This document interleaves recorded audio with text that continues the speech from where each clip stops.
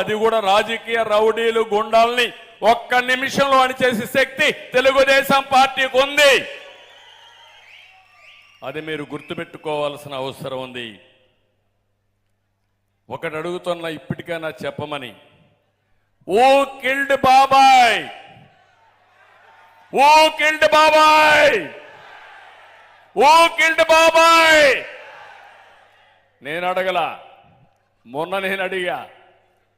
నిన్న ఆయన కూతురు అడిగింది, అవునా కాదా? నీ సోదరి ఒక మాట అడిగింది, పాలకులకు పరిపాలించే అర్హత లేదండి.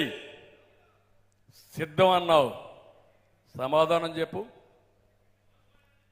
అంతకులు మన మధ్య ఉంటారు, గుర్తించలేకపోయాం. సిద్ధం, సమాధానం. సాధారణంగా ఏ హత్య కేసైనా 4-5 రోజుల్లో తేలిపోతుంది. మరి వివేక హత్య ఎందుకు 5 ఏళ్లు తేలలేదని అడిగింది. సిద్ధం, సమాధానం. అందుకే నేను అంటున్నా, సిద్ధం సిద్ధం అని అరుస్తున్నావు కదా, బాబాయ్ హత్యపై సమాధానం చెప్పడానికి సిద్ధమా అని సవాలు విసురుతున్నా.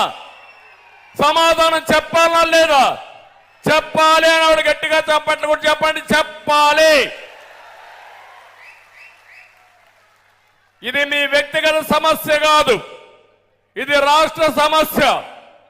ఒక వ్యక్తి హత్యలు చేసే వ్యక్తి ముఖ్యమంత్రి అయితే ఎవరికి రక్షణ ఉంటుందో ప్రతి ఒక్కరూ ఆలోచించుకోవాల్సిన అవసరం ఉంది. అందుకే వివేక హత్య దోషుల అరెస్టుకు నువ్వు ఎందుకు సిద్ధంగా లేవు? తండ్రి హత్య పైన పోరాడుతున్న చెల్లెలకి న్యాయం చేసేందుకు మీరెందుకు సిద్ధంగా లేరు? వివేక హత్య కేసు నోరెత్తేందుకు దమ్ము, నోరెత్తేందుకు ధైర్యంగా పోరాడితే ఆవిడపైన కేసులు పెట్టి వేధించడం ఎంతవరకు సబబని అడుగుతున్నా. నారాసుర రక్త చరిత్ర, ఆ రోజు జ్ఞాపకం ఉందా మీకు? హత్య జరుగుతానే మొట్టమొదటిసారిగా చెప్పింది ఆయన గుండెపోటుతో చనిపోయాడని చెప్పిన వ్యక్తి ఇక్కడ వస్తున్నాడు. ఇప్పుడు ఇక్కడికి రేపు అడగండి మీరంతా, నువ్వు చెప్పావా లేదా ఆ రోజు గుండెపోటని?